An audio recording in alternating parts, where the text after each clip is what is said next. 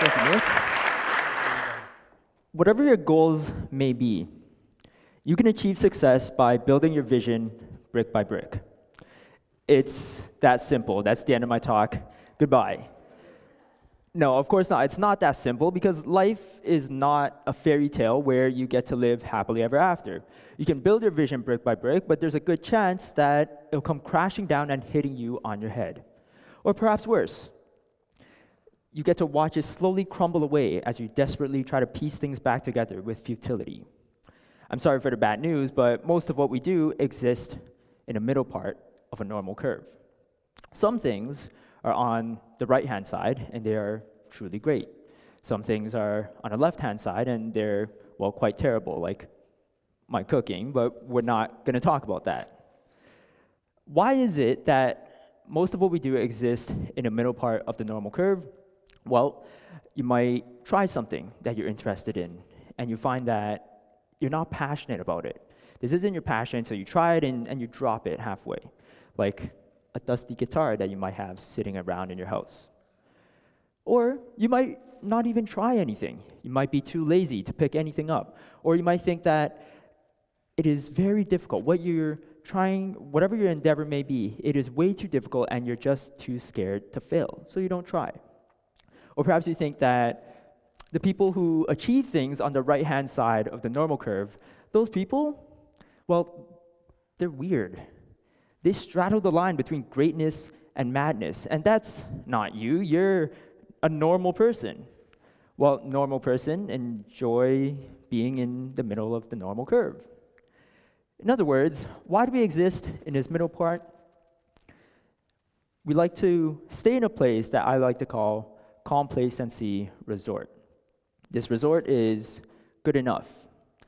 It's not bad, and it's adequate.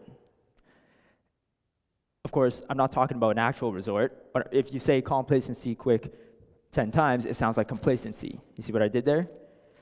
I'm talking about complacency. We tend to stay within our comfort zones and not venture out. So how do we increase our chances of success with both magnitude and longevity and get to the right-hand side of the normal curve? Well, we can take a look at historical examples like the wonders of the world, some of which were literally built brick by brick. For more recent and relevant examples, I like to turn to entrepreneurs. I believe that whatever your goals may be, whether it's an academic goal, a career goal, maybe it's a fitness goal, entrepreneurs can teach us many lessons about how to achieve success in magnitude and longevity. Why? Because like our favorite Instagram fitness model, or that career role model that we have, or that friend who's always at the top of the class, there are misconceptions about entrepreneurs.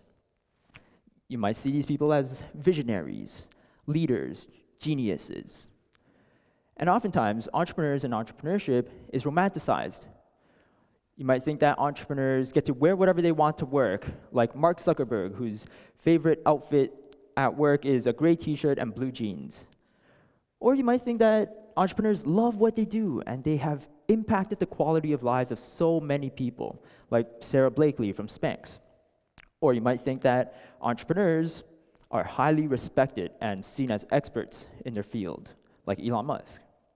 But how did these people get there? To preface what I'm about to tell you, I started my first business as an undergraduate student at the University of Waterloo. I've been to innovation spaces all over Ontario and in California.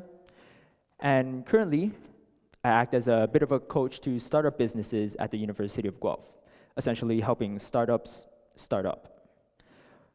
What I'm about to tell you is drawn from my own experiences and from the observations of many entrepreneurs that I've had the privilege of meeting. I find that there are three things that separate the people who achieve success in magnitude and longevity from the ones who do not.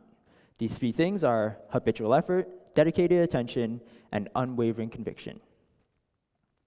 So like I said, I started my first business as an undergraduate student, and it was called UFRIZ. What we did was we promoted physical activity to youth through Ultimate Frisbee workshops. We would go into elementary schools and summer camps and teach Ultimate Frisbee with the hope that we would get more kids more active. And I'll never forget my first sales meeting. I was meeting with the vice principal at an elementary school, and I had prepared a cheap plastic duotang of an information package.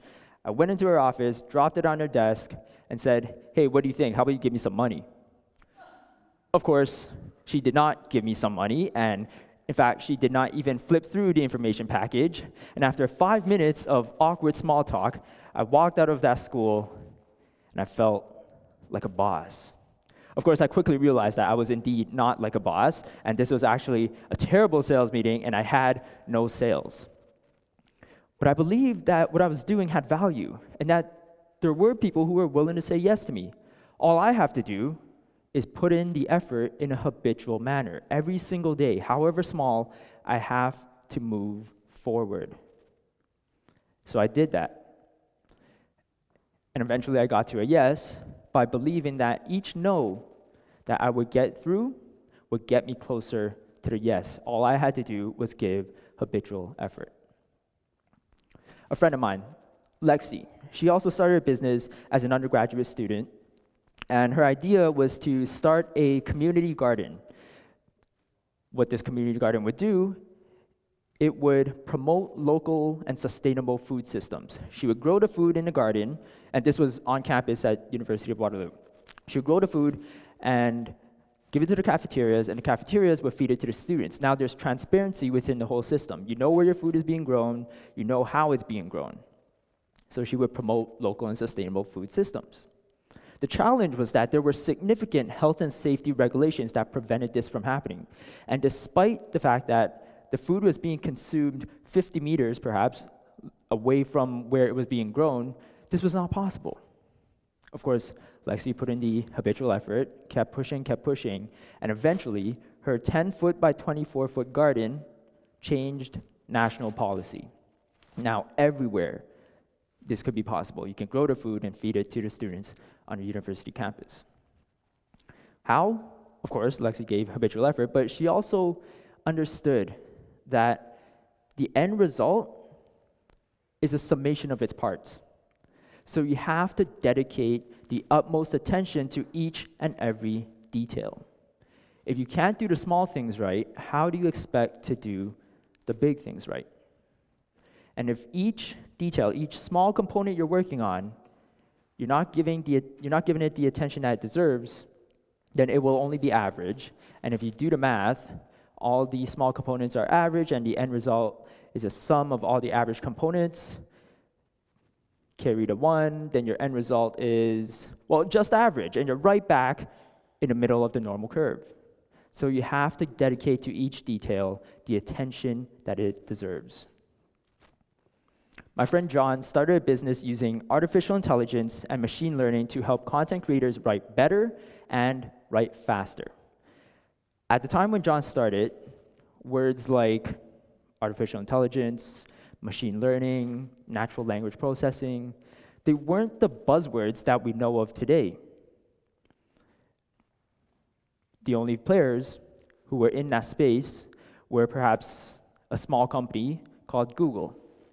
And if you don't know that company, you can go ahead and Google it. John took his idea and he told a respected professor of his. And his professor shot him down. His professor said, "John, this is a terrible idea. Go work on something else." John took his idea to his family and friends, and he said, "You know what, John, I think you've had better ideas in the past." Despite all the negativity, John kept pushing and pushing. And eventually, somebody came up to him and said, "You know what? This is perfect for me. What you're working on is perfect. I am your ideal customer."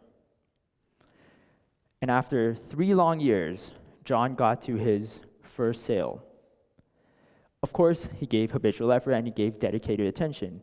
He also had unwavering conviction. Despite the lack of immediate results, John believed in the value that he was providing. And he believed that no matter what, he could figure things out. The thing is, the time it takes to see results is in direct correlation with the size of your ambition. So the further you try to go on the right-hand side of the normal curve, the longer it's going to take.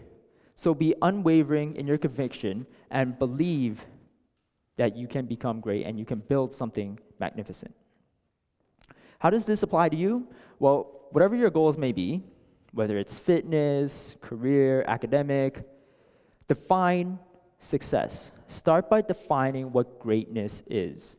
Work backwards and piece together all the tiny parts that you need to put together to create something magnificent and great.